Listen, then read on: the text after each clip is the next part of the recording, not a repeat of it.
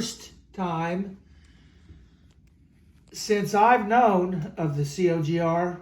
At one time, I don't know if you know this, Brother Lee, at one time I was a minister amongst the COGR. I was a part of the ministers' meetings. Every camp meeting at West Milton, there was a few years they held it at Ludlow Falls because they had a water problem at West Milton. But every year before this international camp meeting, the week before the camp meeting, they have a ministers' meeting where all the ministers, the deacons, prophets, whatever you want to call it, apostles, they gather the week prior to the camp meeting and have what they call their ministers' meeting. This year, for the first year in all of the years prior, this year, the ministers' meeting was only held by the apostles and the prophets. The pastors, the normal deacons, the lay leaders were not invited to be a part of it. Now, what did they talk about this year? What did they not want others to hear about this year? These are things that we're hearing are new, so to speak. We've never heard of these things before.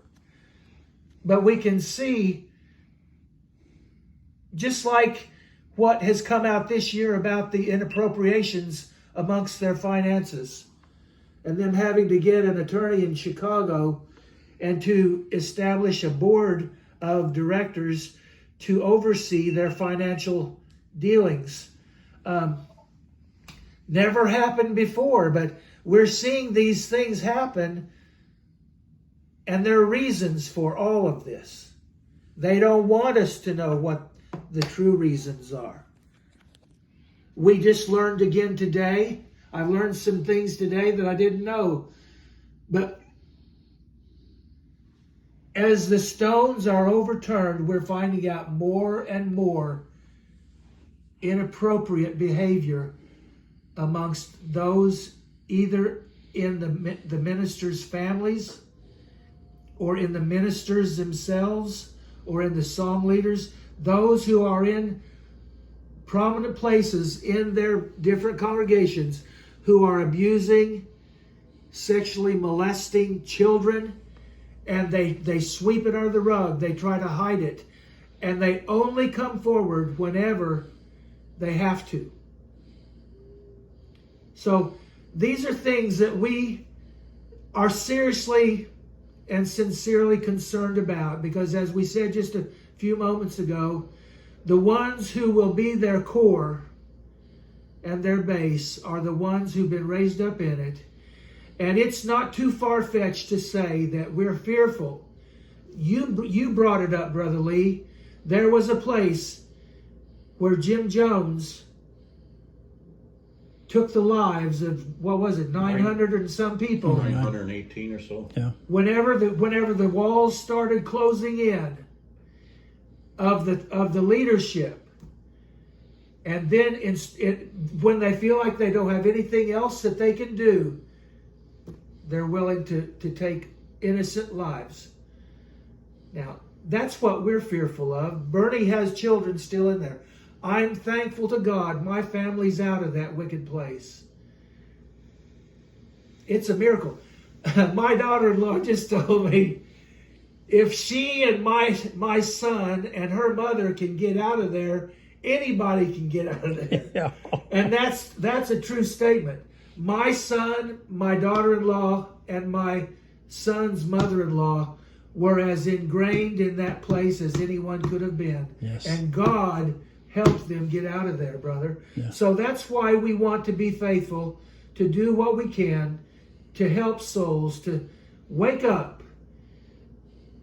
Jesus said, there's no other name given among men whereby we must be saved. God gave Jesus to a lost and a dying world because there was no other way that we could be saved. Now Ray and these evil men are saying, if you don't put your faith and your trust in us, you can't be saved. Now just like Bernie said, who's right? Who's right? Who are you going to believe? These men who have been proven to be liars as you said, Brother Lee.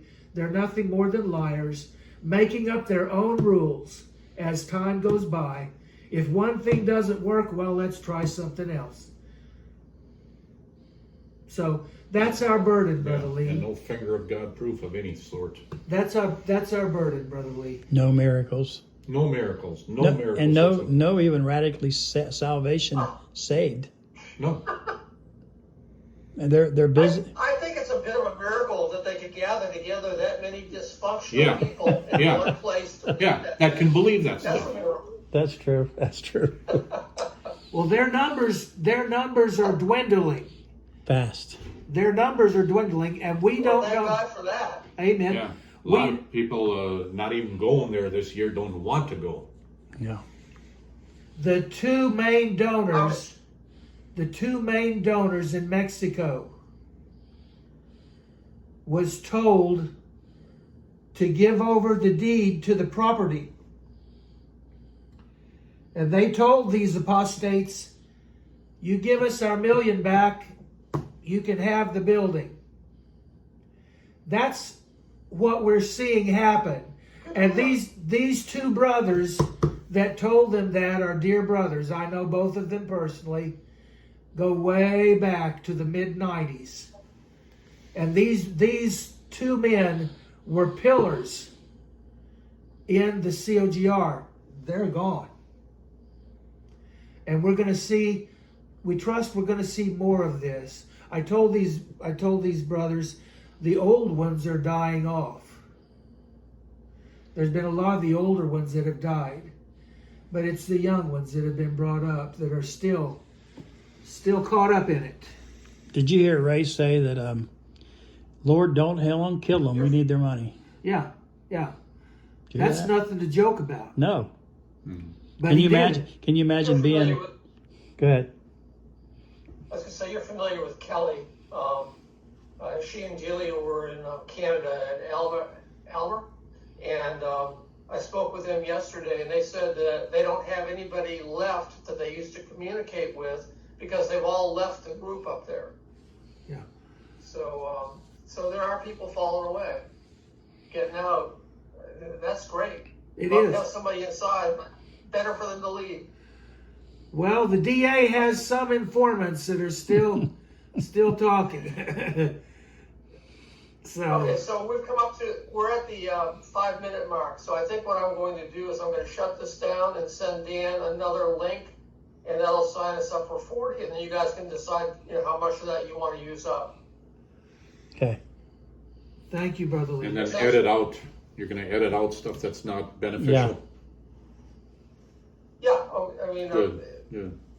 Because I am clueless of what's going on there. Yeah, we'll be able to do that. Yeah. Yeah. Matter of fact, what I'll do is I will, when I get this thing in an unedited state, I will send it to you guys, and then you'll have it. And if you want to work with it, you can. Yeah. So the format isn't what I need to get Teams working correctly, because ideally you'd want each one of you guys in a frame when you were talking. It makes for a much cleaner presentation. Yeah. So this is going to be a little bit rough, I think. Yeah. But nonetheless, we can make it work. And Briefly, Brother Lee, before we go, what Dan has made a point to bring out is we are hopeful. We are hopeful that more people will come and be willing to tell what has happened and what these evil men are doing. The more people that are willing to talk will be a help to somebody who's still in there. And that's our hope, is that there will be more people come forward. now what I was going to do was recycle and send him a link right now and just pick up where we were at. Are you guys at the end anyway? Or do you want to come back and do another time period? Well, brother, you're the professor. We'll let you tell us. I want to hear more of what you might have to say.